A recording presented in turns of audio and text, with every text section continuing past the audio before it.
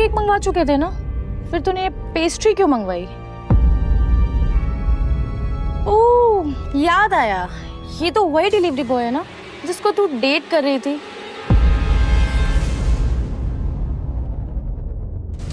Oh come on यार वैभवी, तेरा standard इतना गिर जाएगा मुझे नहीं पता था। Babe, happy birthday babe. Abhinav Deven को अच्छी तरह से जानता था। वो एक बड़े बाप का लड़का था और हर वक्त वैभवी के आसपास मंडराता रहता था। देवेन को यहाँ देखते ही अभिनव का दिमाग खराब हो गया। उसके हाथ में एक बड़ा सा गिफ्ट था। उसके आगे अभिनव के हाथ में लटकी पेस्ट्री की थैली कुछ भी नहीं लग रही थी। मेरी वैभवी को छूने की तेरी हिम्मत कैसे? Stop it. दोस्तों, तुम लोगों को मेरे ऊपर डाउट था ना, मेरे स्टैंडर्ड्स पर डाउट था। अब बताती हूँ मेरे स्टैंडर्ड्स क्या है। मैं तुमसे ब्रेकअप कर रही हूँ। What? और नहीं तो क्या, बेचारी कब तक तुझ जैसे गरीब के साथ ऐसी आधी पेस्ट्री खाती रहेगी। मत क्या सुनो, गरीब तो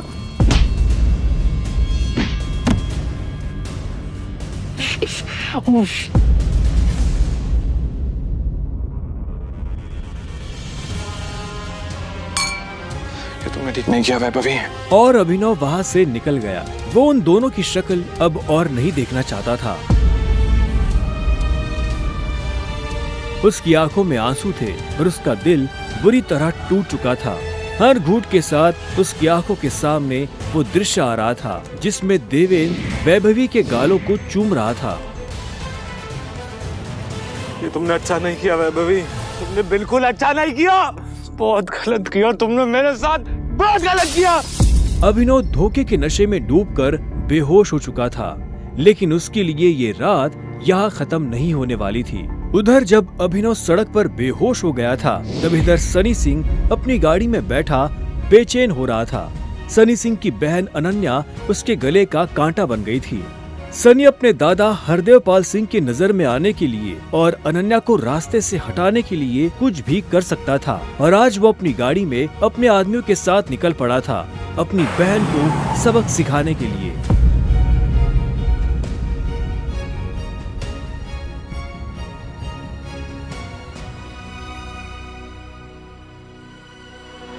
जल्दी करो, गाड़ी में डालो इसे। सुबह होने से पहले अगर हमने इसको अनन्या के कमरे में नहीं डाला तो ऐसा मौका दोबारा नहीं मिलेगा। Quick quick.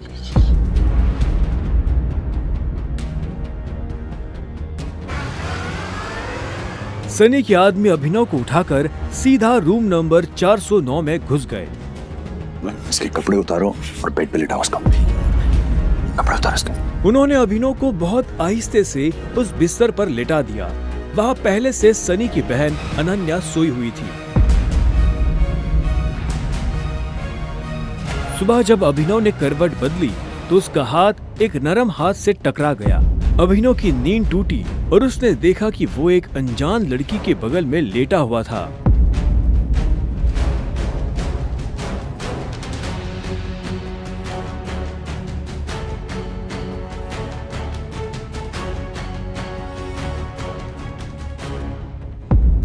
कौन हो तुम? तुम मेरे कमरे में क्या कर रहे हो? तुमने मेरे साथ क्या किया? वो भी इस हाल में? छी छी छी छी छी छी छी। शेम ऑन यू बहना। मुझे तो तुम्हारे पर हमेशा से डाउट था।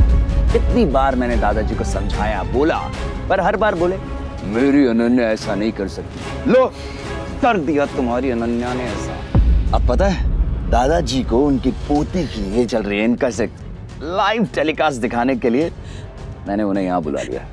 भाई मुझे नहीं पता, भरोसा करिए। क्या हुआ, कैसे हुआ, मैं जानती तक नहीं इस लड़के को, नहीं जानती भाई। मैं भी, हम दोनों के बीच में कुछ भी नहीं हुआ। नहीं। इससे पहले कि अभिनव सफाई देता, अनन्या और सनी के दादा हरदेवपाल सिंह कमरे में पहुंच चुके थे। उनके पहनावे से समझ आ रहा था कि वो बहुत अमीर आदमी थे। अनन्या को इस हाल में देख उनकी आंखें गुस्से में लाल हो गई थी। मुझे तुमसे ये उम्मीद नहीं थी। दादाजी, आप जैसा सोच रहे वैसा बिल्कुल नहीं है।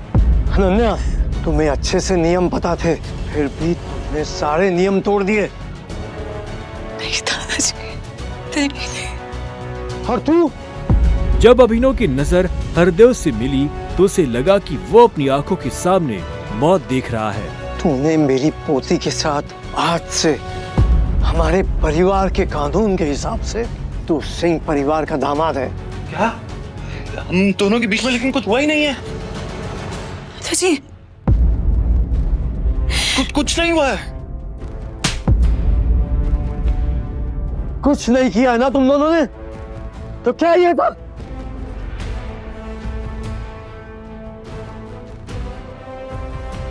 इससे पहले कि अभिनव कुछ समझे, हरदेव के आदमियों ने उसे मारना शुरू कर दिया था।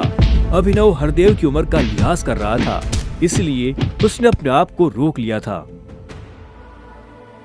अनन्या, इसे हॉस्पिटल भेज देना ताकि शाम को अकरम की पार्टी में आने के लिए ठीक ठाक से तैयार हो जाए। और याद रखना, मुझे शाम को अकरम की पार्टी में ये तुम्हारे साथ जरूर नजर आना चाहिए।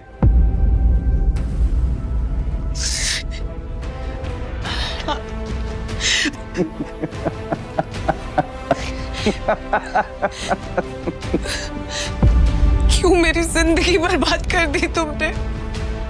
क्यों? अभिनव के पास इस सवाल का कोई जवाब नहीं था। वहां जाकर अभिनव शाम को होने वाली पार्टी के लिए तैयार होने लगा। उसे हरदेव और उसके आदमियों का डर नहीं था। वो जानता था कि अनन्या पहले से ही काफी मुश्किल में थी और वो अपनी वजह से उसकी मुश्किलें और नहीं बढ़ाना चाहता था। अभिनव के पास ले देकर सिर्फ एक ब्लेजर था, वो भी उसके पापा का। वो जगह जगह से फटा और उधड़ा हुआ था, लेकिन जब अभिनव ने उसे पहना तो उसकी खूबसूरती ने ब्लेजर की सारी कमियां ढक दी। अभिनव का अंदाजा सही था, अनन्या का घर काफी बड़ा था। वो एक अमीर परिवार की लड़की थी। जितना अभिनव महीने का कमाता था, उतने की अनन्या ने सैंडल्स पहनी हुई थी। अनन्या की आंखों में दिख रहा था कि वो अभिनव से कितनी नफरत करती थी। अभिनव भी पार्टी में इतने बड़े लोगों के बीच जाने से घबरा रहा था। उसी घबराहट में उसने कब अपने पापा की अंगूठी को उंगली में गोल गोल घुमाना शुरू कर दिया, उसे पता ही नहीं चला।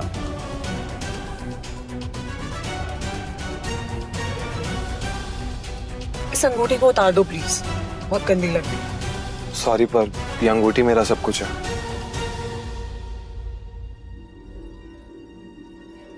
अकरम का घर किले जैसा था, जिसके चारों तरफ बाउंसर्स बंदूकें लिए खड़े थे।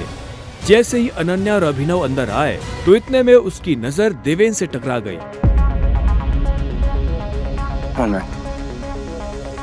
तू यहाँ क्या कर रहा है साले? It's my husband. अनन्या, पागल हो गई हो तुम?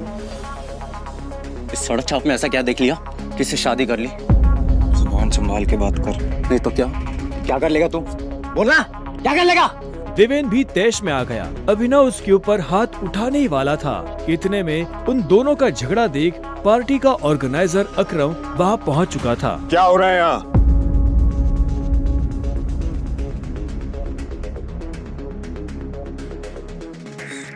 अकरम सर, देखिए ना इस आदमी, ये क्रिमिनल है, जबरदस्ती आपकी पार्टी में घुसाया। इधर आओ।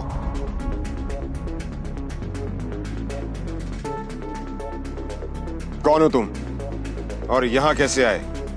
एक्चुअली ये मेरे पति है। अकरम को अनन्या की बात पर विश्वास नहीं हुआ। तुम इस पार्टी में इनवाइटेड नहीं हो। इससे पहले कि मैं पुलिस को बुलाऊं, चले जाओ यहाँ से।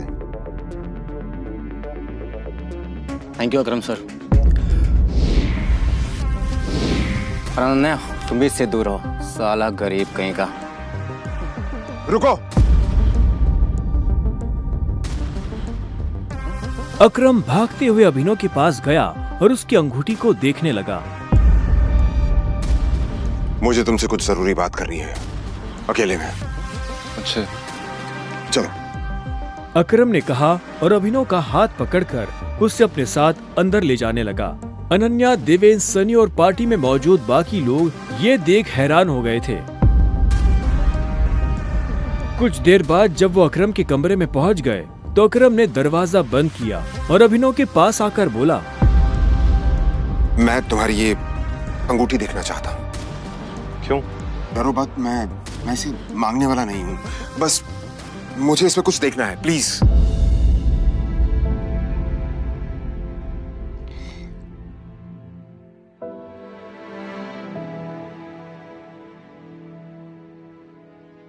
टाइगर,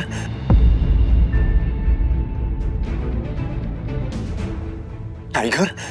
अभिनव ने अकरम के मुंह से ये शब्द सुना तो वो हैरान हो गया। उसे अचानक से अपने पिता के वो आखिरी शब्द याद आ गए जो उन्होंने अभिनव से विदा लेते हुए कह दिए थे। लेकिन अभिनव हैरान था, उससे समझ नहीं आ रहा था कि अकरम ये सब कैसे जानता था। आखिरकार मैंने तुम्हें ढूंढ ही लिया टाइगर। टाइगर? हाँ, पिछले 18 सालों से मैं तुम्हें ढूंढने की कोशिश कर रहा हूं। तुम हमारे टाइगर हो, हमारी हजारों करोड़ों की एम्पायर के वारिस, जिसे हम 3 दोस्तों ने मिलकर शुरू किया था। मैं, तुम्हारे पापा संजय गढ़वाल और राणा अग्निहोत्री। वो देखो। इतना कहते ही अकरम ने दीवार पर टंगी एक तस्वीर की तरफ इशारा कर दिया जिसमें संजय, अकरम और राणा तीनों मौजूद थे। राणा को देख अभिनव को झटका लगा। उसकी आंखों के सामने वो सपना फिर से हरा हो गया जो वो हर सुबह देखकर उठता था। उस रात अभिनव के पिता को जिस आदमी ने गोली मारी थी वो राणा था। अभिनव की जिंदगी रातों रात पलट चुकी थी। उसके साथ जो हुआ उस पर उसे अभी तक यकीन नहीं हो रहा था। उसके हाथ में अपने पिता की तस्वीर थी, लेकिन उस तस्वीर में वो गुस्से से भरी निगाहों से राणा को देख रहा था। अगर उसका बस चलता तो वो अभी के अभी अपने पिता की मौत का बदला ले लेता।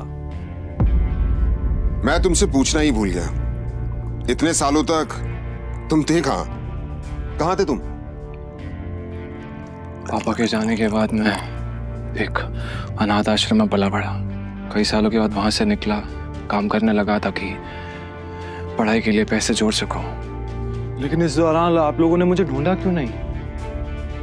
टाइगर, ऐसा नहीं है कि मैंने तुम्हें ढूंढने की कोशिश नहीं की। जैसे कि मैंने तुम्हें बताया कि तुम्हारे पापा के जाने के बाद माफिया वर्ल्ड में अफरा तफरी मच गई थी। हम उसे भी संभाल रहे थे और तुम्हें भी ढूंढने की कोशिश कर रहे थे, लेकिन वक्त के साथ साथ तुम्हारा चेहरा भी बदल रहा था, इसलिए तुम्हें ढूंढने में बहुत मुश्किल हो रही थी। फिलहाल अब तुम मिल गए हो। अब तुम्हें देखकर मोंटी और बाकी सब लोग बहुत खुश होंगे। मोंटी का नाम सुनते ही अभिनव को गुस्सा आ गया था। मोंटी एक गद्दार का बेटा था। अभिनव ना तो उस गद्दार के बेटे से मिलना चाहता था और ना ही बात करना चाहता था। लेकिन पापा ने तो मुझे कभी इस माफिया ग्रुप के बारे में कुछ बताया ही नहीं। वो चाहते तो मुझे बता भी सकते थे। तब तुम बहुत छोटे थे, शायद इसीलिए संजय ने तुम्हें इन सब चीजों से दूर रखा। लेकिन मेरा यकीन मानो, मैंने तुम्हें ढूंढने की बहुत कोशिश की। अब तुम मिल गए हो तो मुरझाया हुआ द माफिया किंग फिर से जिंदा हो जाएगा। चीयर्स। अभिनव के मन में कई सारे सवाल उठ रहे थे। उसे समझ नहीं आ रहा था कि राणा का राज अकरम और बाकी लोगों को पता क्यों नहीं चला और क्यों एक गद्दार का बेटा अभिनव की गद्दी पर बैठा हुआ था। इससे पहले कि अभिनव अपने आप को कोई जवाब दे पाता, अकरम उसके पास आया और उसने अभिनव को 50 करोड़ रुपए का एक चेक थमा दिया। ये लो, इसे रख लो। जब तक तुम टाइगर की पोजीशन नहीं पा लेते तब तक तुम्हें इसकी जरूरत पड़ेगी। अभिनव ने अकरम के हाथ से चेक लिया और उसे देखने लगा। उसकी जिंदगी पलट तो गई थी, लेकिन अभी भी ऐसे कई सवाल थे जिनके जवाब उसे नहीं मिले थे। एक बात और, तुम्हारी असली पहचान के बारे में फिलहाल किसी को कुछ पता नहीं लगना चाहिए। इसलिए अभी तक जैसे जीते आए थे वैसे ही जीते रहना, समझे? अभिनव ने हाँ में सिर हिलाया और दोनों कमरे से बाहर आ गए। इधर अनन्या चिंता भरी निगाहों से उस कमरे के दरवाजे को देख रही थी जिसमें अभिनव और अकरम थे। वो ये जानने के लिए बेताब थी कि उन दोनों के बीच अंदर क्या बात हो रही थी और अभिनव को आने में इतनी देर क्यों लग रही थी। लगता है आज अभिनव अपनी दवा चखेगा। वैसे कितने दुख की बात है ना, शादी के बाद बेचारा ऐश करने से पहले ही मर जाएगा। ये सुन अनन्या को झटका लगा। वो जानती थी कि अकरम के लिए किसी को मारना कोई बड़ी बात नहीं थी। अकरम सर जैसे गटर के चूहों को बर्दाश्त नहीं करते हैं, साफ कर देते हैं। देखना ये भी नहीं बचेगा। इसे कहते हैं शादी करके मर गया, वो बात सच हो जाएगी ये। अनन्या को ये सुनकर बुरा लगा। कोई इंसान किसी दूसरे इंसान की मौत पर खुश कैसे हो सकता था? प्लीज एटलीस्ट उसके बारे में इस तरह से बात तो मत करो। तो कैसी बातें करें? जिसके जैसे लक्षण होते हैं ना, उसके बारे में वैसी ही बातें होंगी। देवेन सही कह रही है वो, बिल्कुल ठीक कह रही हो। हमें उसके बारे में ऐसे बात नहीं करनी चाहिए। वैसे भी मेरे दादाजी ने कहा था कि मरे हुए लोगों के बारे में ना गलत बात नहीं करनी चाहिए।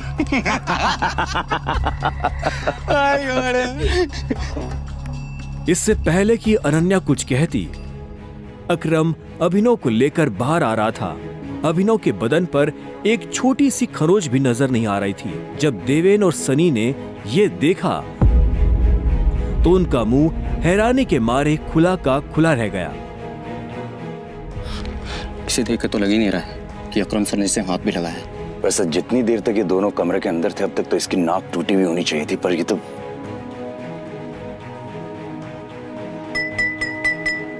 लेडीज एंड जेंटलमैन, मैं आप सबको किसी से मिलवाना चाहता हूं। ये अभिनव, मेरे सबसे पुराने ड्राइवर का बेटा, मेरे लिए बहुत अजीज है ये। अकरम ने जैसे ही अभिनव का सबसे परिचय करवाया तो देवेन और सनी खुश हो गए, लेकिन अनन्या को ये सुनकर झटका लगा। Enjoy the party please. इतने में अकरम ने कहा और अभिनव को अकेला छोड़ बाकी लोगों से मिलने के लिए निकल गया।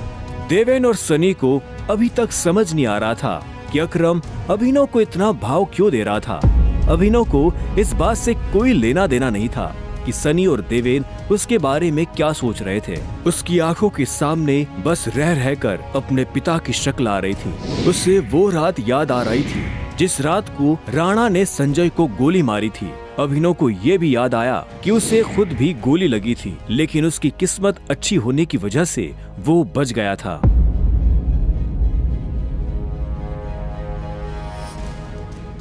मुझे नहीं लगा था कि तुम अपने पैरों पर बाहर भी आ पाओगे। अच्छा, तुम्हें मेरी इतनी चिंता हो रही थी? ओ प्लीज, मुझे चिंता नहीं हो रही थी, बस तुम्हें तो अपनी चिंता होनी चाहिए ना।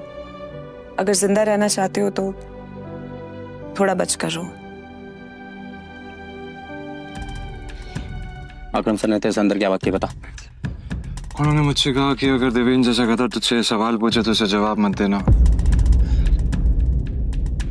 देवेन ने उसे गाली दी, लेकिन अभिनव पर उसका कोई असर नहीं हुआ। उसके दिमाग में इस वक्त पहले से ही कई जरूरी चीजें घूम रही थी। इसके बाद पूरी पार्टी के दौरान अनन्या ने अभिनव से कोई बात नहीं की।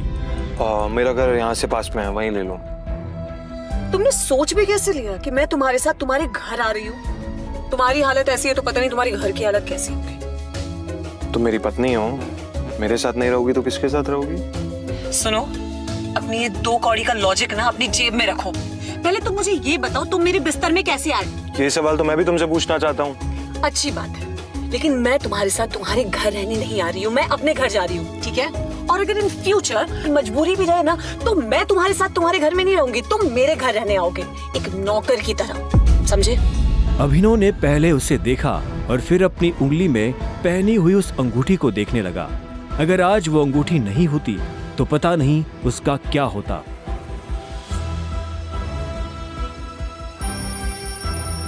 अगली सुबह जब अभिनव का अलार्म बजा तब वो फिर से वही सपना देख रहा था। अलार्म की आवाज सुन वो झटके से उठा और अपने बिस्तर पर बैठ गया। उसने उठते ही मन ही मन सबसे पहले अकरम को धन्यवाद दिया, जिसने उसके पिता की कंपनी को इतने सालों बाद भी जिंदा रखा, लेकिन साथ ही उसे अपने पिता को खोने का मलाल भी था। इसी ख्याल के साथ अभिनव बिस्तर से उठा और अपने काम पर जाने के लिए तैयार होने लगा। अकरम के हिसाब से उसकी डिलीवरी बॉय की जॉब उससे अपनी पहचान छुपाने में काफी मदद कर सकती थी। अभिनव ने अपनी जेब में अकरम का दिया हुआ चेक डाला और घर से निकल गया। 1 घंटे बाद जब वो अपनी बाइक से ऑफिस आया और कॉरिडोर में चलने लगा तो उसे पीछे से आवाज आई। A delivery boy. यह आवाज उसके साथ काम करने वाले हरीश की थी। उसे ऑफिस में अपना काम करने की नहीं, अभिनव को चिढ़ाने की तनख्वाह मिलती थी। क्या हुआ, कुछ काम है? मुझे देर हो रही है। हाँ, अबे तुझे किसी मीटिंग में जाना है, बॉस तुझे बुला रहा है। और भाई कल तू कहाँ चला गया था बिना बताए? अपने बाप की बारात में गया था क्या? ये सुन अभिनव की नसें गुस्से में फटने को आई थी। वो चाहता तो अभी हरीश के सारे दांत एक मुक्के में अलग कर सकता था, लेकिन उसने अपने आप को शांत किया और उसकी बात का जवाब दिए बिना अपने बॉस के कैबिन की तरफ बढ़ने लगा। Good morning sir. ऐसा क्या है गुड इस मॉर्निंग में? अभिनव के पास इस सवाल का कोई जवाब नहीं था। ऐसे में उसके बॉस ने आगे कहा, कल तुम बिना बताए चले कैसे गए? अभिनव के पास इस बात का भी कोई जवाब नहीं था। वो चाहता तो अपने बॉस को कोई बहाना बनाकर टाल सकता था, लेकिन अभिनव झूठ नहीं बोलना चाहता था। कल कितनी सारी डिलीवरी थी, तुम्हारी वजह से हमारा कितना नुकसान हुआ तुम्हें पता है? पर सर मुझे महीने में कैजुअल लीव तो मिलती है, तो फिर शट अप! काम तो तुमसे होता नहीं है, बस बहस करने चले आते हो। ये कंपनी तुम्हारे बाप की है। ये सुनते ही अभिनव का पारा गर्म हो गया था। उसने गुस्से में अपनी मुट्ठी भींच ली और घूरते हुए अपने बॉस को देखने लगा। घूर क्या रहा है? अपना सामान बांध और निकल यहाँ से। You are fired! अभिनव को ये सुनकर झटका नहीं लगा। असल में वो जानता था कि उसके साथ ऐसा कुछ बहुत जल्दी हो सकता था। उसका बॉस और देवेन एक दूसरे को बहुत अच्छी तरह से जानते थे। कल पार्टी में अभिनव ने देवेन को जिस तरह से जवाब दिया, उन्होंने मुझसे कहा कि अगर देवेन जैसा कहता तुझसे सवाल पूछे तो उसे जवाब मत देना। उससे उसे समझ आ गया था कि आज नहीं तो कल ये होकर रहेगा। ठीक है, कोई बात नहीं, मैं चला जाता हूँ। जो मैंने पूरा महीना काम किया है उसकी सैलरी दे दीजिए। सैलरी? तेरी वजह से हमारा जो नुकसान हुआ उसकी भरपाई अगर मैं तेरी सैलरी से भी करूँ ना, तो भी तुम्हें अपनी जेब से 10,000 रुपए देने पड़ेगी। शुक्र मना कि वो मैं तुझसे नहीं मांग रहा, इसलिए चुपचाप निकल यहाँ से। क्या बोल रहे हो सर आप? क्या मेरे एक दिन आने में आपका 25,000 का नुकसान हो गया? मैं तब तक यहाँ से नहीं जाऊंगा जब तक मुझे मेरी सैलरी नहीं मिल जाएगी। सैलरी दीजिए। सैलरी? रुक, अभी देता हूँ तुझे तेरी सैलरी। उसके बॉस ने कहा और टेबल पर रखी घंटी बजा दी। अगले ही पल कमरे का दरवाजा खुला और 4 बाउंसर अंदर घुस आए। उठाकर बाहर पटको साले को।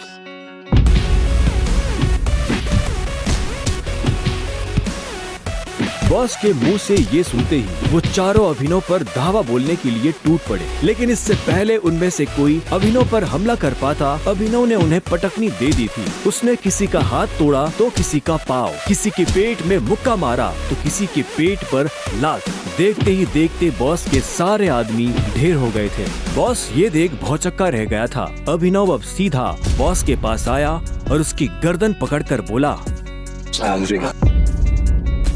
बॉस ने घबराहट में अपने ड्रॉर से कैश निकाला और कांपते हाथों से अभिनव को थमा दिया। अभिनव ने कैश देखा और बॉस की गर्दन छोड़ वहाँ से बाहर निकलने लगा। इससे पहले कि वो बाहर आता, उसने बॉस की आंखों में देखा और बोला, और एक बात याद रखना, अगर आज के बाद किसी के बाप पे गया ना तो गर्दन तेरी होगी, पंजा मेरा। ये सुन बॉस के होश उड़ गए थे। उसे पता था कि अभिनव एक गुस्सैल आदमी है, लेकिन उसने कभी उसका गुस्सा देखा नहीं था। इधर अभिनव भी जब ऑफिस से बाहर आया तो उसे एक अनजान नंबर से फोन आया। अभिनव ने फोन उठाया। हेलो, कौन? टाइगर, अकरम। हाँ कहिए। मुझे तुम्हें किसी से मिलवाना है, वो भी हमारे माफिया वर्ल्ड का एक बहुत बड़ा नाम है, और साथ ही साथ तुम्हारे पापा और मेरा जिगरी यार भी, बलराज। मैं चाहता हूं कि बलराज को पता चल जाए कि हमारा टाइगर वापस लौट आया है, इसलिए शाम को साथ में डिनर करेंगे होटल सफायर में। एड्रेस तुम्हें भेज रहा हूं, ठीक है? सी या, बाय। अकरम के मुंह से बलराज का नाम सुनते ही अभिनव के बदन में झुरझुरी सी दौड़ गई थी। उसने बलराज का नाम पहले भी सुना था। इस शहर में बलराज का नाम बच्चा बच्चा जानता था और हर बड़ा आदमी उसके नाम से थर-थर कांपता था। ऐसे में अभिनव को भी उससे मिलने में घबराहट हो रही थी।